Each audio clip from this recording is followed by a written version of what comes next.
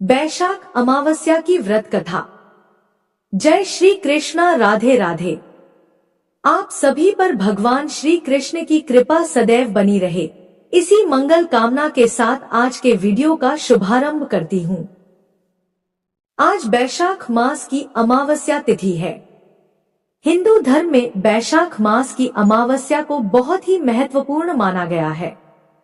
Hindu calendar के अनुसार हर माह के कृष्ण पक्ष का 15वां दिन अमावस्या कहलाता है और वैशाख मास की अमावस्या तिथि को वैशाख अमावस्या या दर्श अमावस्या के नाम से जाना जाता है।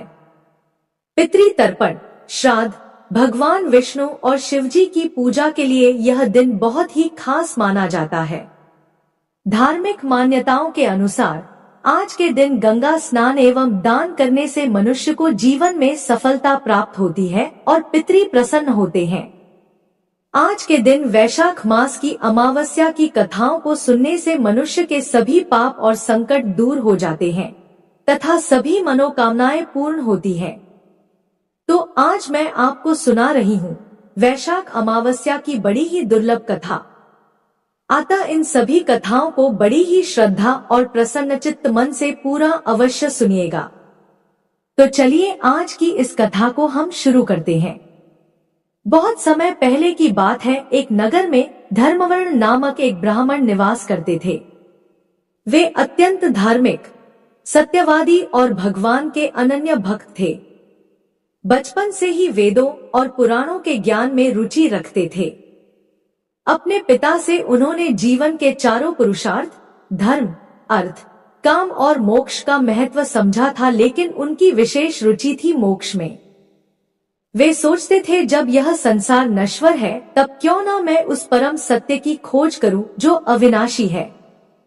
समय बीतता गया। धर्मवर्ण ने युवावस्था में ही घर, परिवार, भोग, विलास और सांसारिक सुखों से मन हटा लिया। वे तीर्थाटन करने लगे तथा साधु संतों की सेवा करने लगे और हर समय भगवान विष्णु के नाम का जाप करते थे। एक दिन उन्होंने एक महान संत से सुना कि कलयुग में हरि नाम स्मरण ही सबसे बड़ा तप है। यज्ञ, हवन और तीर्थ यात्रा से जो पुण्य अन्य युगों में मिलता था, वही कलयुग में भगवान विष्णु का नाम जपने से सहज प्राप्त हो जाता है। यह वचन उनके हृदय में गूंजने लगा। उन्होंने संकल्प लिया कि वे अब संसार का पुनर्तः त्याग कर देंगे। जल्द ही उन्होंने संन्यास धारण कर लिया। गेरुआ वस्त्र पहन, कमंडल और जपमाला लेकर वे तपस्या में लीन हो गए। उन्होंने जीवन का एक एक क्षण प्रभु के चरणों में अर्पित कर दिया। वे हरिद्वार, काशी, प्रयाग, बद्रीनाथ जैसे तीर्थों में भ्रमण करते हुए धर्म की खोज में लगे रहे। लेकिन एक रात्रि ध्यान में लीन धर्मवर्ण को स्वप्न आया। उन्होंने देखा कि वे एक रहस्यमय लोक में पहुंच गए हैं, जहां वातावरण भय और करुणा से भरा है। वहां अनेक आत्माएं कराह रही थी और व्याकुल थी। कुछ पीड़ा में थी तो कुछ भूख से तड़प रही थी। अचानक एक आवाज आई, धर्मवर्ण हमें पहचानो। उन्होंने देखा तो वे उनके पितर थे। वे चौंक गए और बोले, हे पितृगण, अब तो आप सभी स्वर्ग के अधिकारी हैं, फिर यह स्थिति क्यों? पितरों ने उत्तर दिया, पुत्र धर्मवर, जब तक तुम गृहस्थ जीवन में थे हमारे लिए पिंडदान, तर्पण और श्राद्धा आदि होते थे, उससे हमारी आत्मा को तृप्ति और गति मिलती थी। लेकिन संन्यास लेने के बाद ना तुम्हारी कोई संतान रही ना श्राद्ध कर्म। हम अब भूखे हैं, तृप्त नहीं हैं और हमारी गति रुक गई है। धर्मवर्ण का हृदय कांप उठा। उन्होंने अर्ध स्वर में कहा, हे पूज्य पितरों, मैंने तो सोचा था कि मेरी साधना, मेरी तपस्या से आपको पुण्य मिलेगा। पितरों ने कहा, साधना का फल तुम्हारे लिए है, पर पिंडदान और तर्पण ही वह माध्यम है जिससे पितर प्रसन्न होते हैं। यदि तुम हमें मोक्ष दिलाना चाहते हो तो वापस संसार में लौटो, विवाह कर संतान उत्पन्न करो और विशेष रूप से वैशाख अमावस्या के दिन विधि पूर्वक श्राद्ध और पिंडदान करो, तभी हमारी मुक्ति संभव है। धर्मवर्ण गहन सोच में पड़ गए, क्योंकि उनके सामने एक और वैराग्य और मोक्ष की साधना थी तो वहीं दूसरी ओर उनके पितरों का करुण पुकार। उन्होंने अंततः पितृभक्ति को सर्वोपरि माना और प्रण किया कि यदि मेरी साधना सच्ची है तो मैं संसार में लौटकर अपने पितरों को तृप्त किए बिना चैन से नहीं बैठूंगा। उन्होंने अपना संन्यास जीवन त्याग दिया और गृहस्थ जीवन अपनाया। उन्होंने विवाह किया और कुछ समय बाद पुत्र रत्न की प्राप्ति हुई और पूरे श्रद्धा भाव से उन्हें धर्म और कर्म की शिक्षा दी। जैसे जैसे समय बीतता गया धर्मवर्ण वैशाख अमावस्या की प्रतीक्षा करने लगे। जब वह पावन तिथि आई तो धर्मवर्ण ने गंगा जी के तट पर जाकर 3 दिन का उपवास किया। वे सूर्योदय से पूर्व गंगा में स्नान करते तथा भगवान विष्णु का नाम जपते और व्रत रखते। उन्होंने गीता और विष्णु सहस्त्र नाम का पाठ किया। फिर उन्होंने अपने पूर्वजों के नाम से पिंडदान, तर्पण और हवन किया। उन्होंने ब्राह्मणों को दक्षिणा, अन्न, वस्त्र, स्वर्ण, गौ, जल, पात्र और भूमि का दान दिया।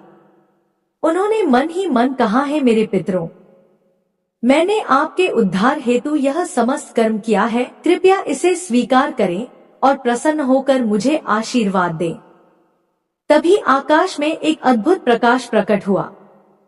उनके पितर दिव्य रूप में प्रकट हुए और वे प्रसन्न थे। वे सभी आशीर्वाद दे रहे थे और कह रहे थे, पुत्र धर्मवर्ण, तुमने केवल एक पुत्र नहीं वरन एक धर्मशील वंश का आधार रखा है। तुमने हमें अमर कर दिया। अब हम पितृक से मुक्त होकर मोक्ष को प्राप्त कर रहे हैं। यह सुनकर धर्मवर्ण की आंखें आंसुओं से भर गई। उन्हें आत्मिक संतोष हुआ और उन्होंने मन ही मन निश्चय किया कि अब वे जीवन भर वैशाख अमावस्या का व्रत करते रहेंगे और पिंडदान करेंगे।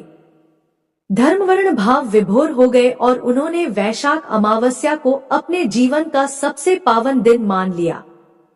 तभी से यह परंपरा शुरू हुई कि वैशाख अमावस्या को पिंडदान, तर्पण, गंगा स्नान और दान करने से पितर तृप्त होते हैं और मोक्ष को प्राप्त करते हैं। यह कथा हमें यह संदेश देती है कि केवल संन्यास या साधना ही नहीं, कर्तव्य और पितृ भक्ति भी परम धर्म है। जो व्यक्ति वैशाख अमावस्या को श्रद्धा से स्नान, दान, तर्पण और पिंडदान करता है, उसके समस्त पितर तृप्त हो जाते हैं। यह तिथि न केवल पितरों की शांति के लिए बल्कि व्यक्ति के जीवन में धन, संतान सुख और मोक्ष दिलाने वाली मानी जाती है। यह कथा हमें सिखाती है कि मोक्ष का मार्ग केवल आत्म कल्याण से नहीं, दूसरों की मुक्ति और तृप्ति में भी है। अब आइए श्रवण करते हैं वैशाख अमावस्या की अगली कथा, जिसे सुनने मात्र से पितरों की कृपा प्राप्त होती है और घर में सुख समृद्धि का वास होता है। पौराणिक कथा के अनुसार एक साहूकार के 7 बेटे और 7 बहुओं के साथ एक बेटी भी थी। साहूकार के घर रोज एक जोगी आता था, जिसे साहूकार की बहू भिक्षा देती थी। उस जोगी को जब साहूकार की बेटी भिक्षा देने आती तो वह उससे भिक्षा नहीं लेता था और कहता कि तेरे भाग्य में सुहाग की जगह दुहाग लिखा है। लड़की को उस जोगी की यह बात बहुत बुरी लगती और एक दिन वह अपनी माँ से रोते रोते जोगी की बात बताती है। सारी बात सुनकर माँ कहती है कि कल जब जोगी आएगा तब मैं सुनती हूँ कि वह क्या कहता है और क्यों कहता है।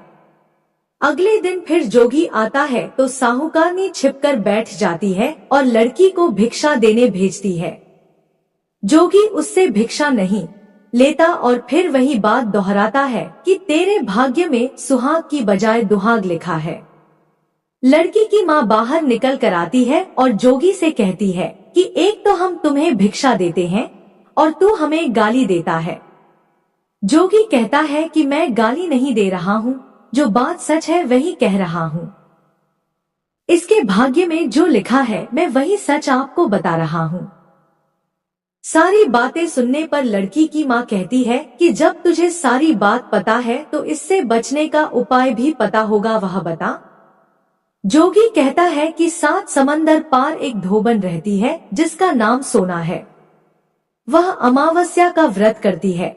अगर वह आकर इसे फल दे दे तब इसका दुहाग टल सकता है, अन्यथा विवाह के समय सर्प के काटने से इसके पति की मृत्यु हो जाएगी। सारी बात सुनकर माँ रोने लगी और सोना धोबिन की तलाश में निकल गई। चलते चलते रास्ते में तेज धूप पड़ रही थी, जिससे बचने के लिए वह एक पीपल के वृक्ष के नीचे बैठ गई। उसी वृक्ष पर एक गरुड़ के बच्चे अपने घोंसले में थे। एक सांप आया और गरुड़ के बच्चों को खाने के लिए लपका, लेकिन साहूकारनी ने उस सांप को मारकर बच्चों की रक्षा की। कुछ देर बाद गरुड़नी आई और सब जगह खून देखकर साहूकारनी को चोट से मारने लगी। साहूकारनी बोली कि एक तो मैंने तेरे बच्चे को सांप से बचाया और तू मुझे ही मार रही है। सारी बातें जानने पर गरुड़नी बोली कि तूने मेरे बच्चों की रक्षा की है, इसलिए मांग जो चाहती है। साहूकारनी गरुड़नी से कहती है कि मुझे 7 समंदर पार सोना धोबिन के यहाँ छोड़ दो, और गरुड़नी ने वैसा ही किया। साहूकारनी वहां पहुंच तो गई, लेकिन सोचने लगी कि इसे कैसे मनाऊं। सोना धोबिन की भी 7 बहुएं थी, लेकिन घर के काम को करने के लिए सदा आपस में ही लड़ती झगड़ती रहती थी। रात को जब सब सो जाते तो ब्राह्मणी साहूकारनी के घर जाती और चुपके से सारा काम करके उजाला होने से पहले चली भी जाती। सारी बहुएं आपस में यही सोचती कि कौन सी बहू है जो सारा काम कर देती है, लेकिन एक दूसरे से पूछने की हिम्मत किसी की भी नहीं होती। एक दिन सोना धोबिन ने भी सोचा कि आजकल बहुएं लड़ती भी नहीं है और काम भी सारा हो जाता है। सोना धोबिन ने सारी बहुओं को बुलाया और पूछा कि आजकल तुम लड़ती भी नहीं हो और घर का सारा काम भी हो जाता है। सोना धोबिन ने अपनी बहुओं से पूछा, घर का सारा काम कौन करता है? बहुएं सास से झूठ कहती हैं कि लड़ाई करने से क्या फायदा, इसलिए हम मिलकर काम कर लेते हैं। सोना धोबिन को अपनी बहुओं की बात पर विश्वास नहीं होता और वह रात में जागकर स्वयं सच देखना चाहती है कि कौन घर का सारा काम करता है। रात होने पर सोना धोबिन छिपकर बैठ जाती है कि देखो कौन सी बहू काम करती है। रात हुई तो वह देखती है कि एक औरत चुपके से घर में घुस रही है। वह देखती है कि उसने घर का सारा काम कर दिया है और जाने की तैयारी में है। जैसे ही साहूकारनी जाने लगती है तो सोना धोबिन उसे रोकती है और पूछती है कि तुम कौन हो और क्या चाहती हो? साहूकारनी कहती है कि पहले तुम वचन दो तब बताऊंगी। सोना धोबिन वचन देती है। तब साहूकारनी कहती है कि मेरी बेटी के भाग्य में दुहाग लिखा है, लेकिन तुम अमावस्या का व्रत करती हो तो मेरे साथ चलकर उसे सुहाग दे दो। सोना धोबिन वचन से बंधी थी तो वह साहूकारनी के साथ चलने को तैयार हो जाती है।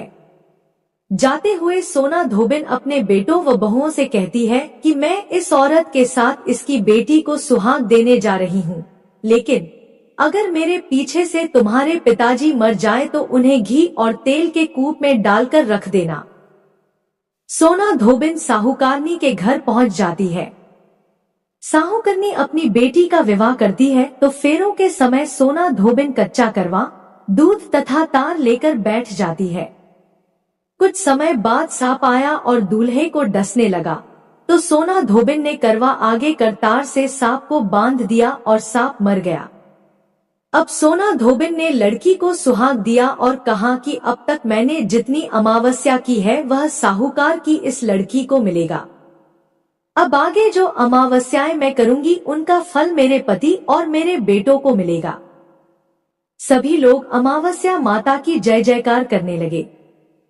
सोना धोबिन अपने घर वापस जाने को तैयार हुई तो साहूकारनी ने कहा कि तुमने मेरे जमाई को जीवन दान दिया है, इसलिए तुम जो चाहो मांग लो। सोना धोबिन बोली कि मुझे कुछ नहीं चाहिए और वह चली गई। रास्ते में चलते हुए फिर से अमावस्या आ गई। उसने पीपल के पेड़ के नीचे बैठकर कहानी कही, व्रत रखा और पीपल के पेड़ की 108 बार परिक्रमा की। पीपल के पेड़ की पूजा के बाद वह घर जाती है तो देखती है कि उसका पति मरा पड़ा है। अब रास्ते में जो अमावस्या उसने की थी उसका फल अपने पति को दे दिया, जिसके प्रभाव से वह पुनः जीवित हो गया। सब कहने लगे कि तूने ऐसा क्या किया जो तेरा पति जिंदा हो गया? वह कहती है कि मैंने तो ऐसा कुछ नहीं किया है, बस रास्ते में अमावस्या तिथि आ गई थी जिसका मैंने व्रत किया, कहानी कही और पीपल के वृक्ष की 108 बार परिक्रमा की। अब सारी नगरी में ढिंढोरा पिटवा दिया गया कि हर कोई अमावस्या का व्रत करेगा, पूजा करेगा, कहानी कहेगा और पीपल के वृक्ष की 108 बार परिक्रमा करेगा। हे अमावस्या माता, जैसा आपने साहूकार की बेटी का सुहाग दिया वैसे ही सबको देना। अब आइए श्रवण करते हैं अमावस्या व्रत की दूसरी कथा। पौराणिक कथा के अनुसार एक गांव में सास और बहू अकेले रहते थे और उनका बेटा विदेश में कमाने के लिए गया हुआ था। सास और बहू बहुत प्रेम से रहते थे, दोनों एक दूसरे की देखभाल भी करते थे। एक दिन बहू ने खाना नहीं खाया, तब सास बहू से पूछने लगी कि बेटा, आज तुमने खाना क्यों नहीं खाया? तब बहू कहने लगी, सासू माँ, आज मेरा अमावस माता का व्रत है, इसीलिए मैंने खाना नहीं खाया। तब सास ने कहा, बहू, यह व्रत क्या होता है और इस व्रत को करने से क्या फल मिलता है, मुझे भी समझाओ। तब बहू कहने लगी, सासू माँ, अमावस माता का व्रत करने से बहुत पुण्य मिलता है, घर में अन्न धन भरा रहता है, सुख शांति बनी रहती है और अटल सुहाग मिलता है तथा पुत्र की प्राप्ति होती है।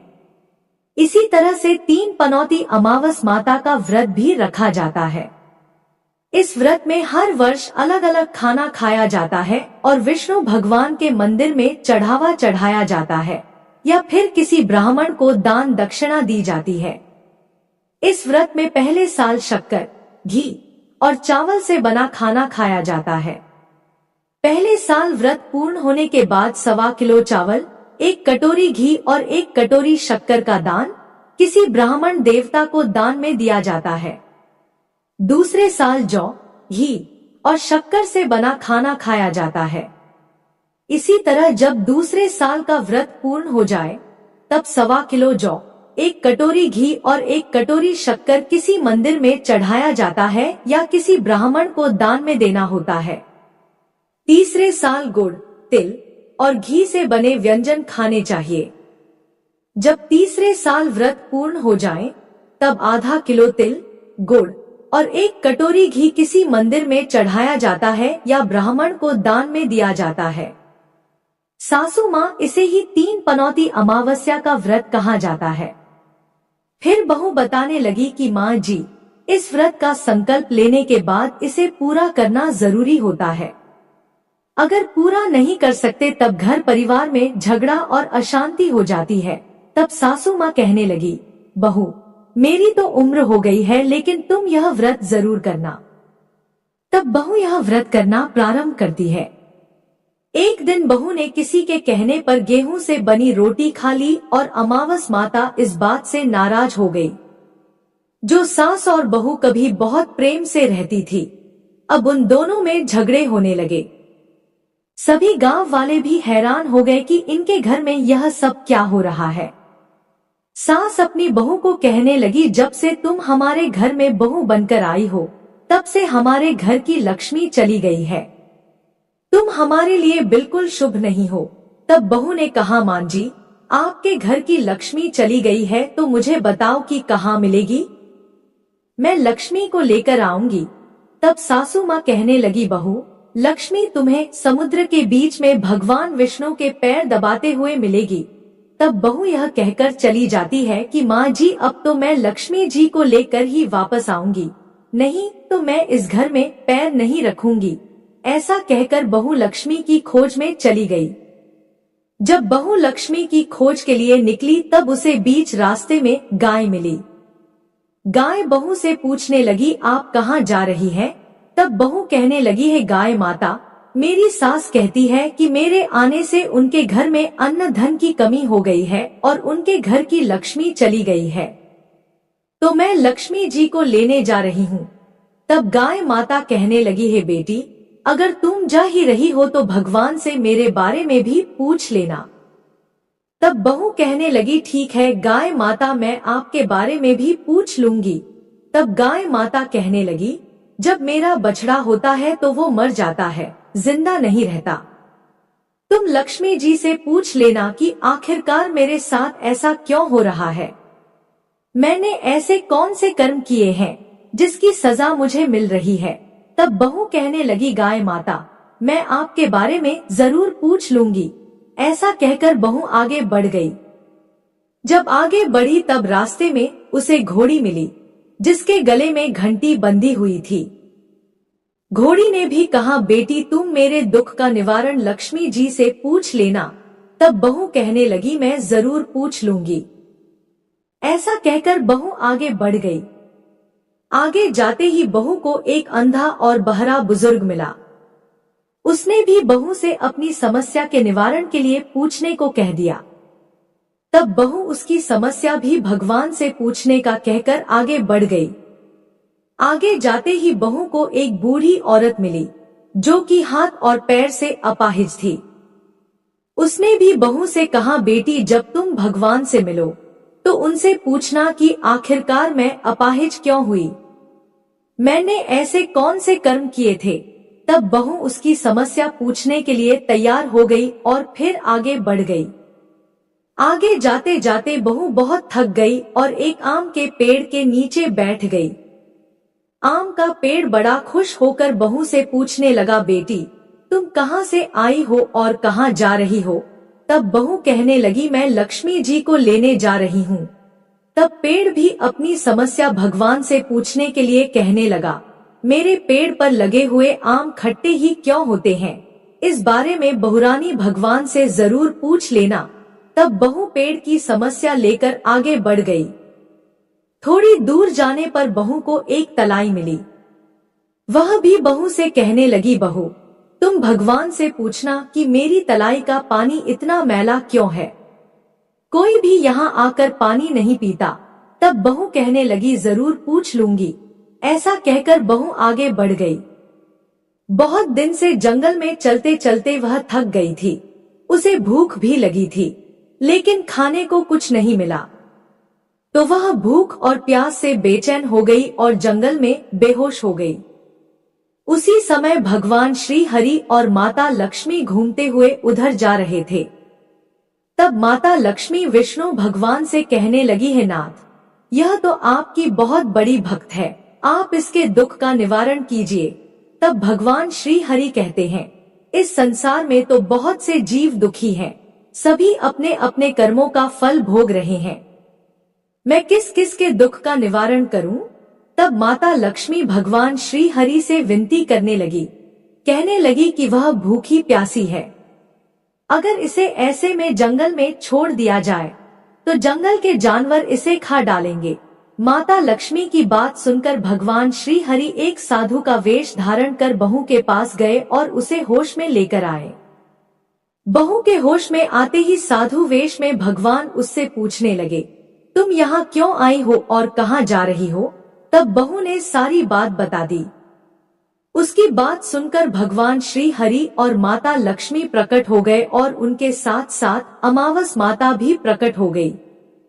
बहू यह सब देखकर उनके चरणों में गिरकर उन्हें प्रणाम करने लगी। तब अमावस माता बहू से कहने लगी, बेटी तूने मेरे व्रत को खंडित किया है, इसी की सजा तुझे मिली है, लेकिन अब मैं तुझे क्षमा करती हूँ। अब तुम घर को जाओ, तुम्हारा घर अन्न और धन से भर जाएगा, तुम्हारा घर सुंदर महल में बदल जाएगा और तुम्हारी सभी मनोकामनाएं भी पूर्ण हो जाएंगी। यह सब होने के पश्चात बहू ने रास्ते में जो जो भी मिला था उन सभी के दुखों का निवारण करने के लिए विनती की।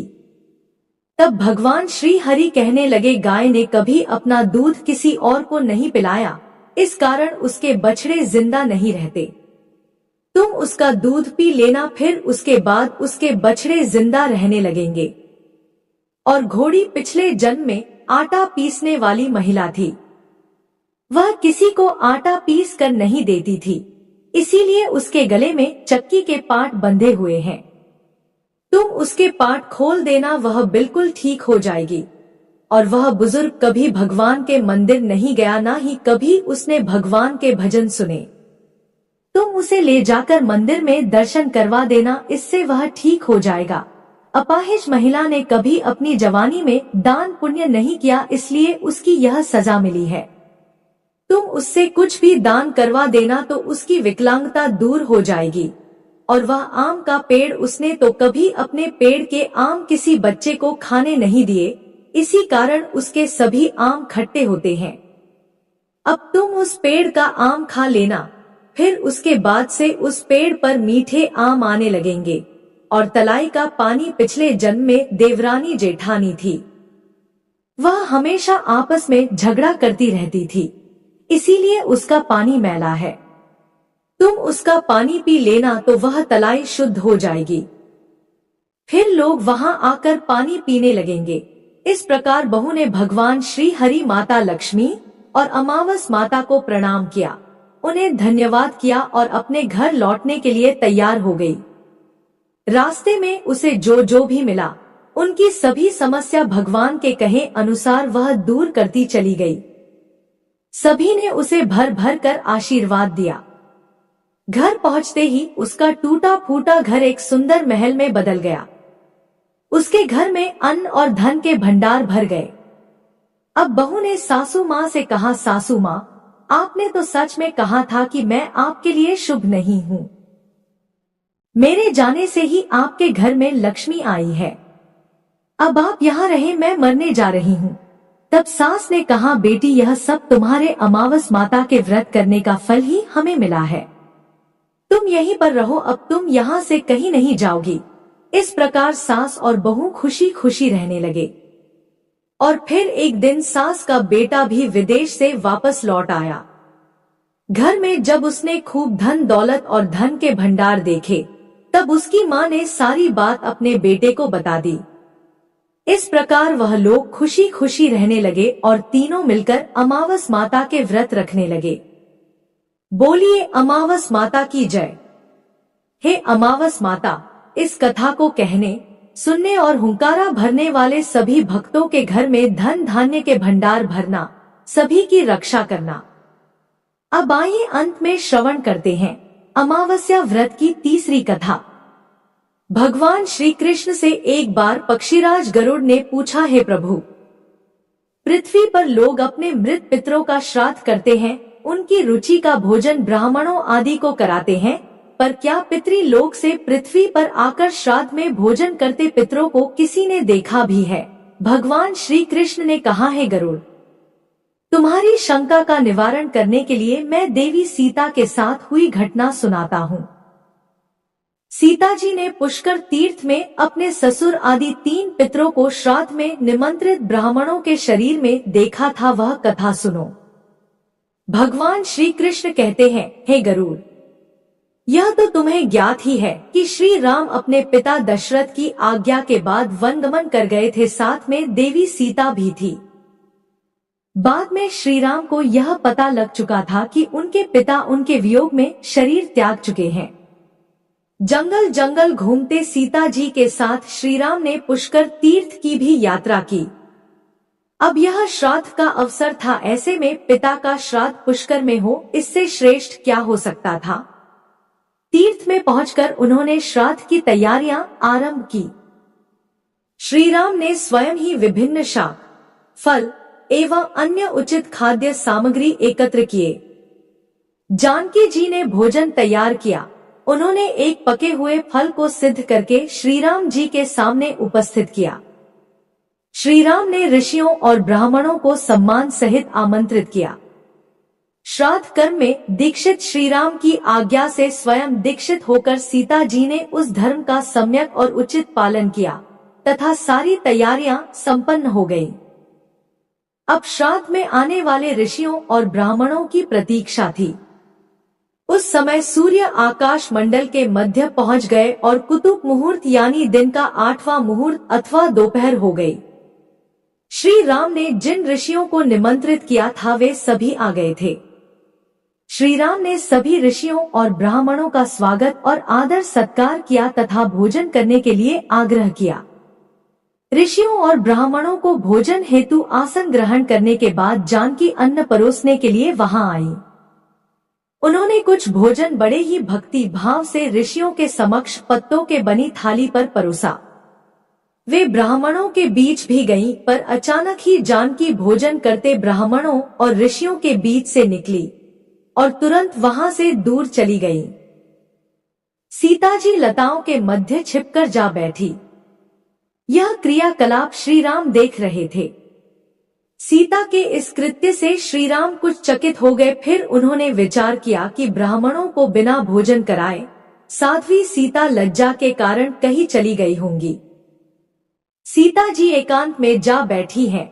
फिर श्री राम जी ने सोचा, अचानक इस कार्य का क्या कारण हो सकता है, अभी यह जानने का समय नहीं। जानकी से इस बात को जानने से पहले मैं इन ब्राह्मणों को भोजन करा लूं, फिर उनसे बात कर कारण समझूंगा। ऐसा विचार कर श्री राम ने स्वयं उन ब्राह्मणों को भोजन कराया। भोजन के बाद ऋषियों को विदा करते समय भी श्री राम के मस्तिष्क में यह बात रह रहकर कौंध रही थी कि सीता ने ऐसा अप्रत्याशित व्यवहार क्यों किया। उन ब्राह्मणों के चले जाने पर श्री राम ने अपनी प्रियतमा सीता जी से पूछा, ब्राह्मणों को देखकर तुम लताओं की ओट में क्यों छिप गई थी, यह उचित नहीं जान पड़ा। इससे ऋषियों के भोजन में व्यवधान हो सकता था, वे कुपित भी हो सकते थे। श्री राम बोले, हे सीते, तुम्हें तो ज्ञात है कि ऋषियों और ब्राह्मणों को पितरों के प्रतीक माना जाता है, ऐसे में तुमने ऐसा क्यों किया? इसका कारण जानने की इच्छा है, मुझे अविलंब बताओ। श्री राम के ऐसा कहने पर सीता जी मुंह नीचे कर सामने खड़ी हो गई और अपने नेत्रों से आंसू बहाती हुई बोली, हे नाथ, मैंने यहाँ जिस प्रकार का आश्चर्य देखा है उसे आप सुने। इस श्राद्ध में उपस्थित ब्राह्मणों की अगली पांत में मैंने दो महापुरुषों को देखा जो राजा जैसे प्रतीत हो रहे थे। ऋषियों ब्राह्मणों के बीच सजे धजे राजा महाराजा जैसे महापुरुषों को देख मैं अचरज में थी। तभी मैंने आपके पिताश्री के भी दर्शन किए, वह भी सभी तरह के राजसी वस्त्रों और आभूषणों से सुशोभित थे। आपके पिता को देखकर मैं बिना बताए एकांत में चली आई थी। मुझे न केवल लज्जा का बोध हुआ वरन मेरे विचार में कुछ और भी आया। तभी निर्णय लिया, हे प्रभु, पेड़ों की छाल वल्कल और मृगचर्म धारण करके मैं अपने स्वसुर के सम्मुख कैसे जा सकती थी। मैं आपसे यह सत्य ही कह रही हूँ। अपने हाथ से राजा को मैं वह भोजन कैसे दे सकती थी जिसके दासों के भी दास कभी वैसा भोजन नहीं करते। मिट्टी और पत्तों आदि से बने पात्रों में उस अन्न को रखकर मैं उन्हें कैसे देती। मैं तो वही हूँ जो पहले सभी प्रकार के आभूषणों से सुशोभित रहती थी और आपके पिताश्री मुझे वैसी स्थिति में देख चुके थे। आज मैं इस अवस्था में उनके सामने कैसे जाती। इससे उनके मन को भी क्षोभ होता, मैं उनको क्षोभ में कैसे देख सकती थी। क्या यह कहीं से उचित होता? इन सब कारणों से हुई लज्जा के कारण मैं वापस हो गई और किसी की दृष्टि न पड़े इसलिए सघन लता में आ बैठी। गरुड़ जी बोले, हे भगवान, आपकी इस कथा से मेरी शंका का उचित निवारण हो गया कि श्रद्धा में पितृगण साक्षात प्रकट होते हैं और वे श्राद्ध का भोजन करने वाले ब्राह्मणों में उपस्थित रहते हैं। हर हर महादेव। अगर वीडियो पसंद आई तो हमारे चैनल को सब्सक्राइब करें। धन्यवाद।